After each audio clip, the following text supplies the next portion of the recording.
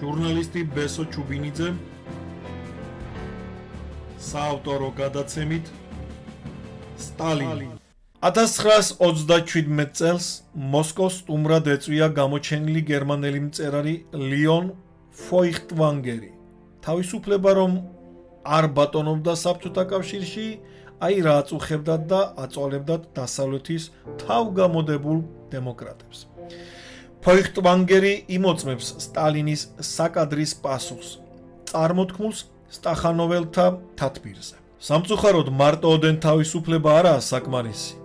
თუ კი გვაკლია პური, კარაქი და ცხიმი, გვაკლია მანუფაქტურა და საცხოვრებელი ბინებიც გვიჭირს, მარტოოდენ თავისუფლებით შორს ვერ წახვალთ. ძალზე ძნელია ამხანაგებო ისუნთქო მხოლოდ თავისუფლებით. კარგად და ხალისიანად ვიცხოვროთ, რომ აუცილებელია პოლიტიკური თავისუფლების სიკეთეს მატერიალური კეთილდღეობა ემატებოდეს. ნეტავი თქვენ რა გნებავთ? ფოიხტვანგერთან საუბრისას ხუმრობით უკითხავს ბელაც. დემოკრატია ეს არის ბატონობა ხალხისა. დიქტატურა ბატონობა ერთი კაცისა. მაგრამ თუ კი ეს კაცი იდეალურად გამოხატავს ხალხის ნებას, ხანა დემოკრატია და დიქტატურა ერთი და იგივე არ არის? ფოიხტვანგერის სიტყვით ეს ხუმრობა სერიოზულ ნიადაგზეა აღმოცენებული, რაც მას ძალიან მოეწონა. თაყვანისცემა და მისგან შექმნილი კულტი ამითაა გარშემორტყმული სტალინი. ესაა პირველი ნიშანი უმალვე თვალში რომ ხვდება საბჭოთა კავშირში სამოგზაუროდ ჩამოსულ უცხოელს.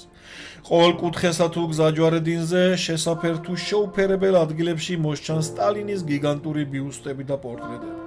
მოხსენებაში კი და არა მხოლოდ პოლიტიკურში, ნებისმიერ სამეცნიერო თუ მხატვრულ თემაზე უხვადაა სტალინის ქებადიდება.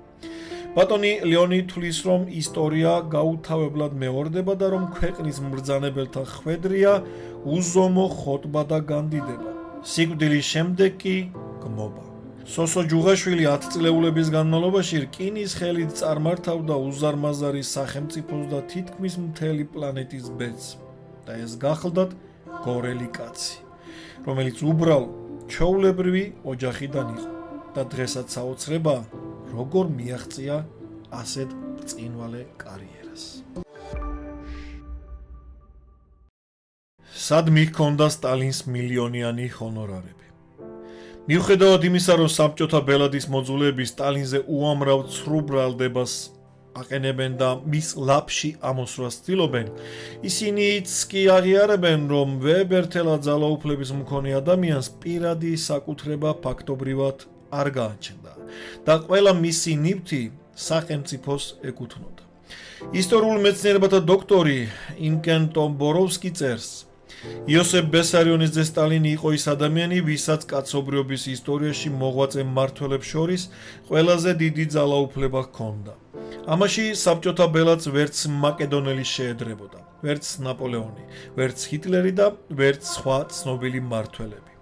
ამავდროულად ყველა ზემოთ ჩამოთვლილ მმართველს სიკვდილის შემდეგ უზარმაზარი ქონება დარჩათ, რაც მათ თავიანთი მოღვაწეობის პერიოდში მოიხვეჭეს.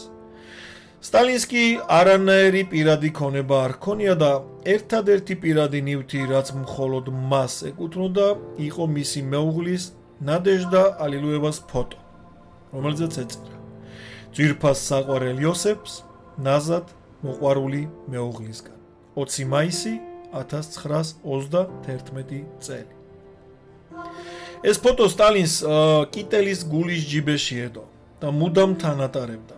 დიდი ინტერესი იწვევს საბჭოთა ბელადის ეგრეთ წოდებული პირადი ნივთების ნუსხა, რომლებიც სინამდვილეში სახელმწიფოს ეკუთვნოდა და არა სტალინს.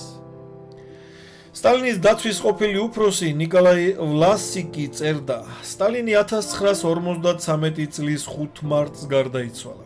ბერიას განკარგულებით იმავე საღამოს განხორციელდა სტალინის აღარაკის შემოწმება და პირადი ნივთების აღწერა. საგულისხმოა, რომ სტალინმა 4 ცალი შარვალი, 6 კიტელი, 2 წყვილი ჩექმა და სულ ეს იყო, რაც მას გარდირებში ჰქონდა.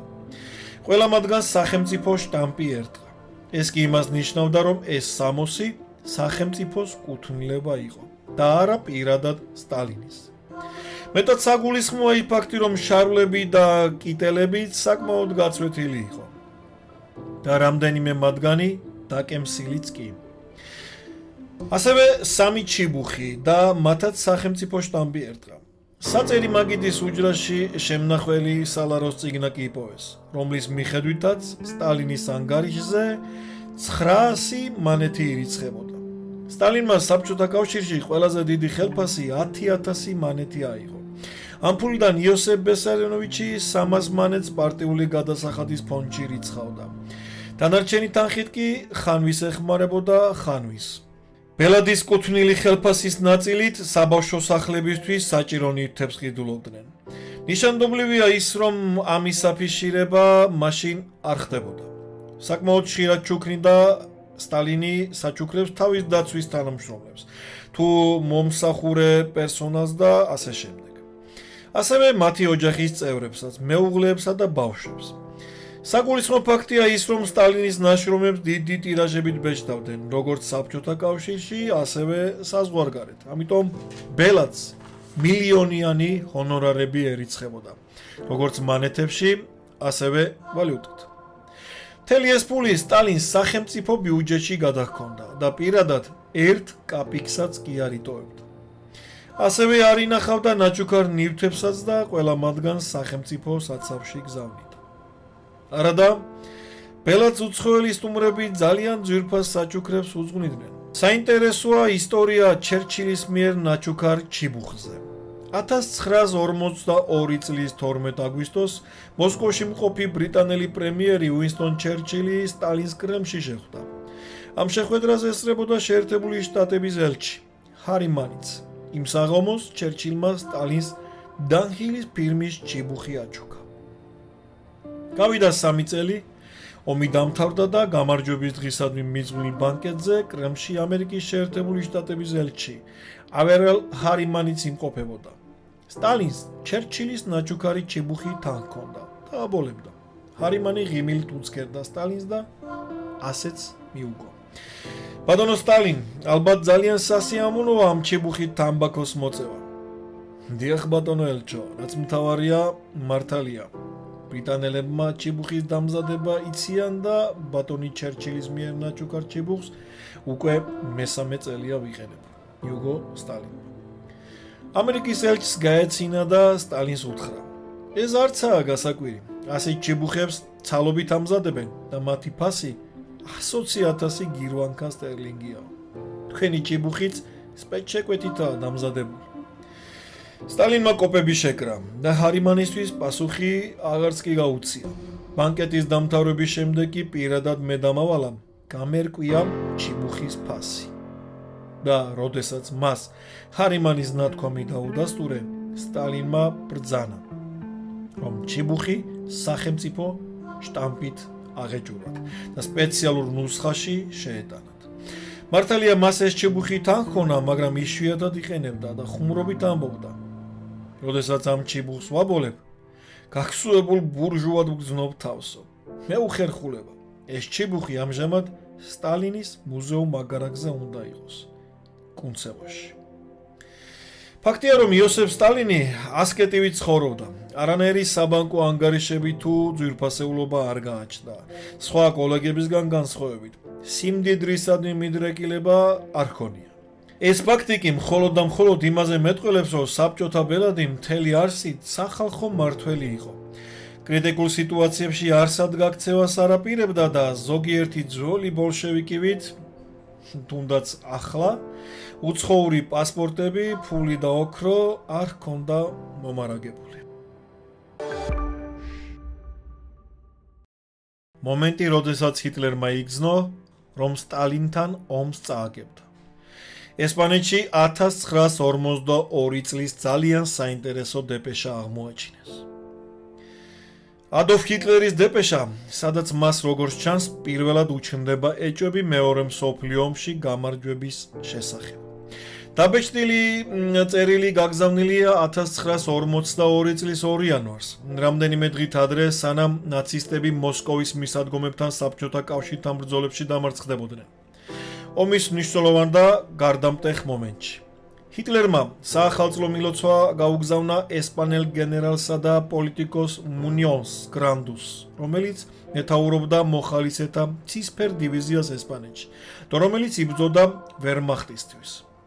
ჰიტლერმა ხაზი გაუსვა ფრაზას, რომელიც ხელნაწერით კერძოდ ფანქრით არის ჩამატებული.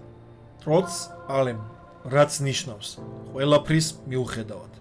ექსპერტების მიერ აღწერილია როგორც ჰიტლერის ეჭვი იმის შესახებ, რომ შესაძლოა გერმანიის ბედი საბედის წეროდ შეტრიალდეს.